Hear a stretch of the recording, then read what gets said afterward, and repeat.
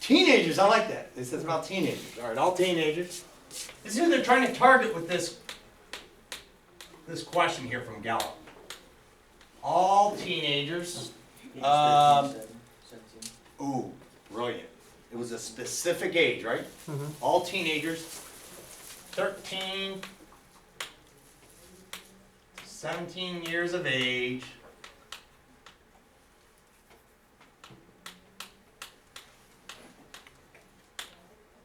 Now, was this like in the world, or was it specific area? Like, was it Maryland or Ohio? United States. And was it just in U.S. or were they doing something in the U.S.?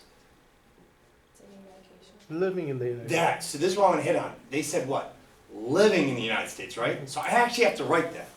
It wasn't like I'm in the United States, like someone's coming from Brazil and they're just going to come over, they're going to be here for you. They actually live in the United States, so I'm going to put that. I have to put that word, living in the U.S. All right. I think we're done there. That's the population. All teenagers 13 to 17 years of age living in the United States. I guess we don't even have to put the word teenager anymore, right? If you're 13 to 17, aren't you already a teenager? So if you want to just say all 13 to 17-year-olds live in the United States. Excellent. Now then they say something about medications and stuff. We don't put that here. That's the question they're going to ask them. They're going to reach everyone. We want to reach everyone. At least we want to target them with this question. And then we'll ask that. Some will say yes, some will say no. Now the sample, will you remember this even on the test? We got to put identical, everything we see, because this is a subset of this, right? I see the word teenagers, so I'm going to write teenagers. I see 13 to, I'm going to write 13 to 17 years of age. I mean, identical, because this is a subset of this. Living where? Living in the, I have to put it, because this is the subset of this. This is the sample. This is a subset of the population. Now, guess what I can put here? I can put something specific here. Don't we know a number? 1028. That number that was read in the problem, that 1,028, remember that? And they go, the Gallup organization contacts 1,028 teenagers. I'm going to put that number right there. All right, so 1,028, that's the sample size. So there you go. I went okay with this? Be comfortable with something like that? You know, during an exam? Awesome. Hey, I'm going to start introducing you to some symbols. We get a lot of symbols in here. Did you see that formula sheet I handed out? It was like, oh my gosh, you go, I have to memorize all these? No, these formulas get attached to all the tests. Okay? I won't put this whole two-sided sheet on your first test, because for the first test, you only need 2 of these. A lot of you have memorized anyways, but I'll put them on here. But there will be, throughout the course, there's going to be about 3 formulas that aren't on this sheet. So I'll make sure you know that. So you go, oh, you gotta have to remember these, okay? They're easy ones too. So I'll point those out as we go through the course, yes. Does that go into any type of subsample?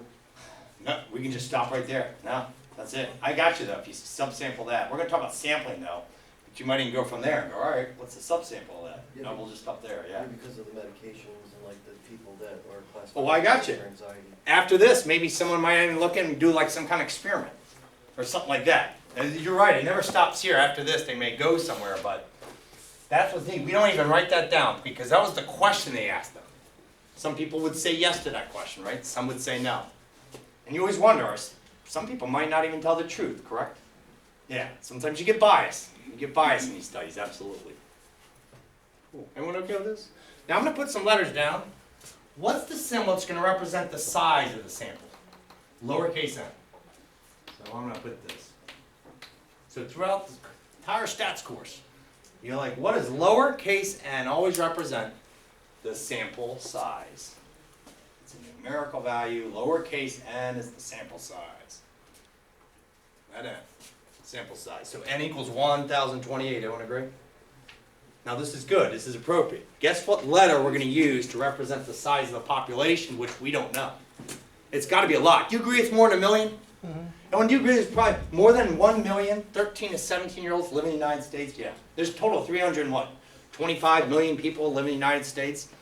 Maybe a little bit more than that. So between 13 and 17 years old, you're like, yeah, it's more than 1 million. Well, we don't know, and it's changing, but I want to let you know what symbol we use. Capital N. Very good. I heard it. Capital N. So that's size of population. This is size of sample. Here, I'll write them right next to it. That guy, and this guy, subset of the big N, right? But if you're like, what's N equal to? Well, you could do this, and maybe in parentheses just say what? In this case, millions? A lot. There's a lot. And it's changing, isn't it? Someone who was 12 just turned 13 5 minutes ago. In the United States, right? Someone who was 17 just turned 18, 30 seconds ago, right? Isn't it always changing? Yeah. But it's big, it's big. We could estimate it. Awesome. Hey, can I erase this? Hey, the next word we'll go over. I know we gotta get all these terms down first day, but these terms are important. You can read, I won't go over every term, but I will highlight the important ones. You can hear all of it over and over and over. And you can read chapter, section 1.1 because it's really good. Or use that e-text. Just click through that, and when they got a thing with the vocabulary, you just click on the little vocabulary word and it gives you a definition. It is a really good setup. So if you want to get some of these terms down, I encourage you to use that when it's in Canvas. Variable. Well, a variable is just a characteristic. We have variables in statistics, but it's just a characteristic. There's two types. We're going to see. Discrete. A discrete variable. And a continuous variable. A discrete variable and a continuous variable. These characteristics.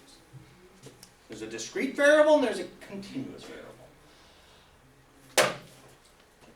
Professor Messer, you should read the definition out of the book. I know you all can read that, right? You're like, I don't have to pop up a PowerPoint slide and you all copy it down. You can read it out of the book or go to that e-text, true?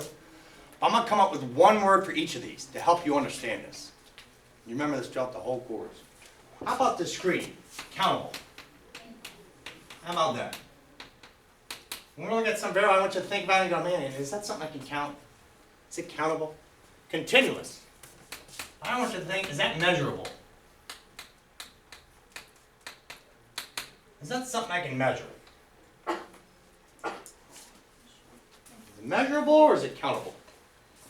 What's the difference?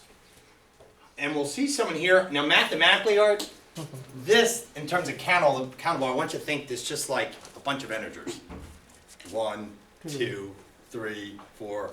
Where these, a continuous variable is something that could be like 1.369258 and then 2.895362. Have you ever heard pi before? 3.1415926. I mean, these kind of numbers where it's just infinite amount of possibilities. And something's out there. But this, I want you to think what? You can take out your fingers and go 1, and 2, and 3, and 4, and countable. So I'm going to read some out of the book. Everyone, hold up. I'm going to go back to page 11 and 12. So you can write down, it kind of goes from 11 to 12. I'm going to think about 4 of these. And I bet you go 4 for 4. I'm going to read something to you. I want you to identify that variable. Is it a continuous variable or a discrete variable? Oh, if you want, just feel free to write D or C. Yeah, if you just want to abbreviate it. Is it discrete or is it continuous? Here's the first one. This is number 23 on page 11. Discrete variable or continuous variable? Discrete. Goals scored in a season by a soccer player. What do y'all think? Goals scored in a season by a soccer player. Listen how loud that is. They know. Can we count that? She scored 2 goals. 1, 2. He scored 3 goals. She scored 0 goals. We can count that, right? So I'll put discrete. Everyone, very good. Number 24. If you think you know it, raise your hand. The volume of water lost each day through a leaky faucet. Oh, the volume of water lost each day through a leaky faucet. Continuous. It's continuous. Very good. It's measurable, right? 3.2964 ounces came out of that faucet. Oh my gosh, this faucet's been going for a while. There's about 5.2938 gallons came out of that faucet, right? We don't count that measurable. So continuous. Very good. All right. 2 more. I think you're an expert. Number 26, just the number of trees randomly selected in a certain acre of a national park. That's What do you all think? What would you say, Art? discrete. discrete. Can we count that, everyone? The number of trees, it might take forever. It might take me a few hours, but I can do it. You know, and I'm looking out this window, I'm like, 1 tree, 2 trees, 3 trees, 4 trees, 5 trees. We can count those trees, right? So I'm gonna put count, that's discrete. That was number 26. Hey, I'll do one more. Let me flip to the next page. Okay, everyone. If you think you know it, the temperature on a randomly selected day in Memphis, Tennessee. Tia. It's continuous. Tia, excellent. The temperature on a randomly selected day, we don't count that, right? That's something we measure. Right now, it's 31.62 degrees out there Fahrenheit, right? We say it's 31 degrees Fahrenheit, but it's really something like what?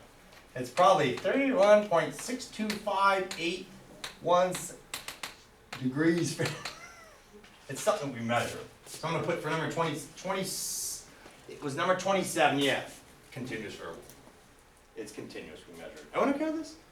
These 2 types of variables we encounter in statistics. And when we do, we attack them in different ways. Which is kind of neat. You're like, oh, that's a discrete variable. That's a continuous variable. Awesome. All right. Hey, I'm going to erase this.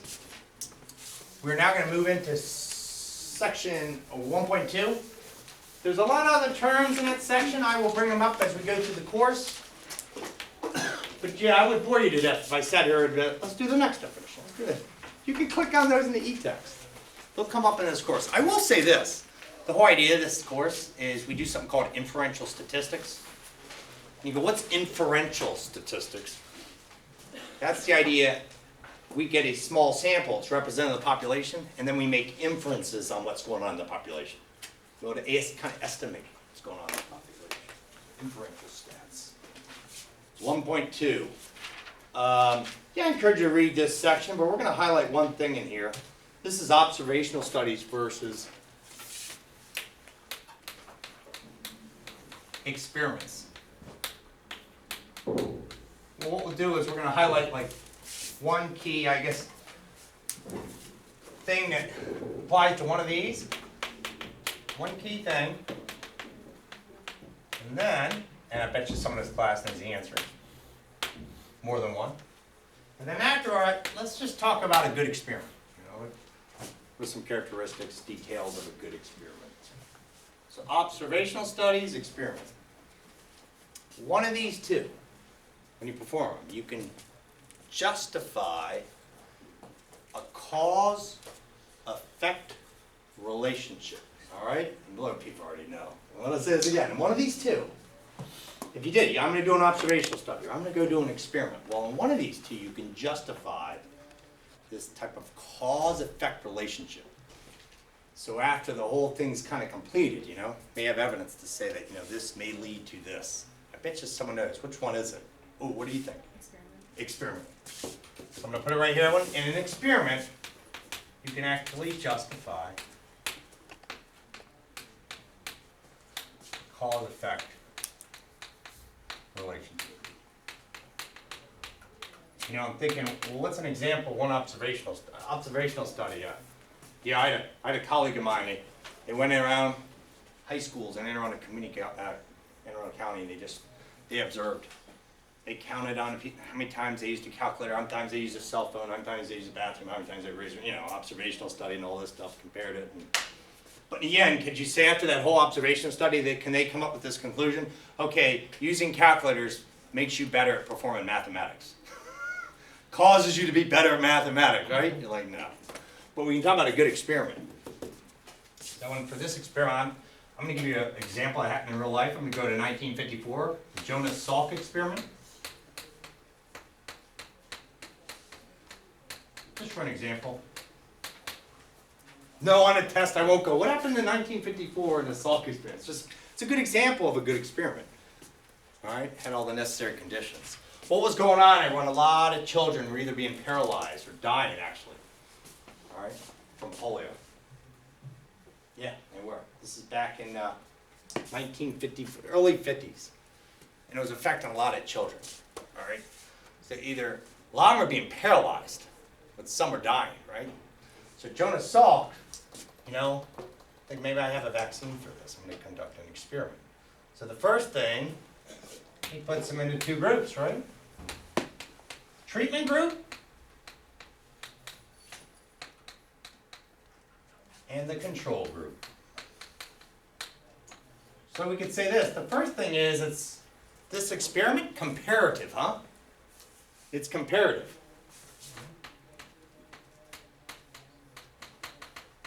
The idea, we're going to compare this group to this group. Control group, treatment group. I bet you know, what do you think the children got in the control group? A placebo, I heard it, right? You're like, what's a placebo? They didn't get the real treatment, right? Maybe they thought they did. They got a placebo. You're like, what's that? That's like sugar water or sugar pill or something like that. You're getting something. You're not getting the treatment. Or it's the drug, not getting the drug. But they're getting the real stuff, right?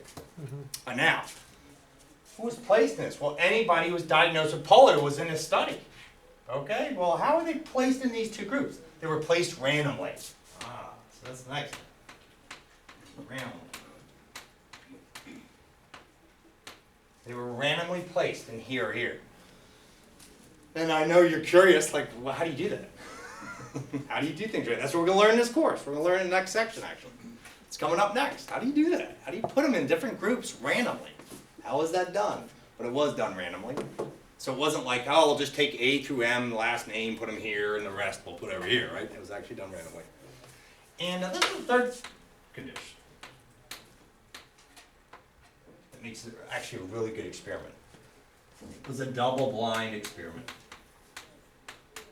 It was double-blind, and I bet you someone in here knows about that. What's a double-blind experiment? Tell us.